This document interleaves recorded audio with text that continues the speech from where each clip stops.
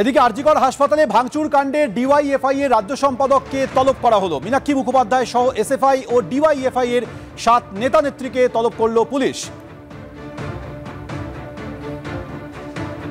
আরজিকর হাসপাতালে ভাঙচুর কাণ্ডে ডিওয়াইএফআই এর রাজ্য সম্পাদককে তলব করল পুলিশ। মীনাক্ষী মুখোপাধ্যায় সহ এসএফআই ও ডিওয়াইএফআই এর 7 নেতা নেত্রীকে পুলিশ তলব করেছে।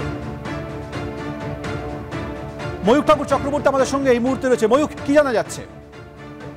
দেখো, 7 জনকে তলব করা হয়েছে। তার মধ্যে মীনাক্ষী মুখার্জি রয়েছেন, ডিওয়াইএফআই নেত্রী, এবং সঙ্গে আরো 6 জন রয়েছেন। মূলত আরজিকর হাসপাতালে গত কয়েকদিন আগেই রাত্রিবেলা যে ঘটনা দেখা যায় যে বেশ কয়েকজন দুষ্কৃতী তারা পুলিশকে ওভারপাওয়ার করে হাসপাতালের ভেতরে ঢোকে, এমার্জেন্সির মধ্যে ভাঙচুর চালানো হয়, প্রচুর যন্ত্রপাতি ভাঙা হয়, পুলিশকে মারধরের ঘটনা ঘটে, অনেক পুলিশ কর্মী ইনজিওর্ড হন।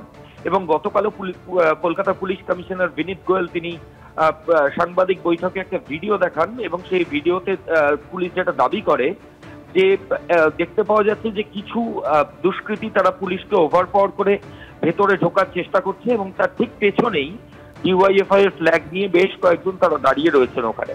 ফলত এই যেখানে মূল যে গেটটা ছিল আরজিকরের, যেখানে এই ঘটনা ঘটেছে, তার ঠিক উল্টো দিকেই ডিওয়াইএফআই এর একটা স্টেজ ছিল, যেখানে রাউন্ড দ্য ক্লক ডিওয়াইএফআই এর সদস্যরা থাকতেন। সারাদিন ধরেই তাদের এডিটেশনের কর্মসূচি চলতো।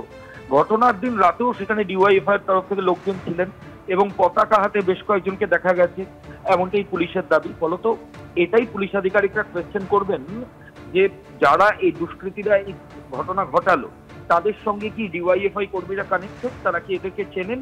যদি না চেনেন, তাহলে এই আননোন লোকেরা যখন একটা ক্রাইম ওয়ার্কের মধ্যে নিজেদেরকে ইনভলভ করছে, তাহলে কেন ডিওয়াইএফআই এর কর্মী সমর্থকেরা বা নেতৃত্বরা তারা পেছনে গিয়ে তাদেরকে সাহস দিলেন?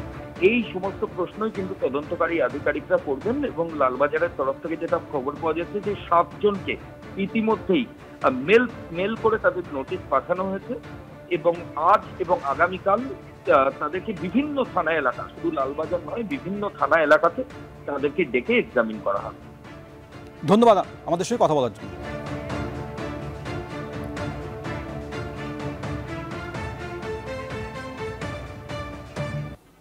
এই প্রসঙ্গে গতকাল মমতা বন্দ্যোপাধ্যায় কি বলেছিলেন শোনাবো। মানুষের ভোটে গোহারা অমানবিক ঘটনা নিয়ে দানবিকতা করে যাচ্ছেন, তাণ্ডব করে যাচ্ছেন।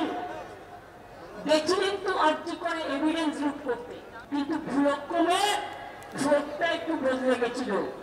আপনি থার্ড ফ্লোর বলে ওই রাতে আপনি দোতলায় 2nd ফ্লোরে চলে গেছিলেন।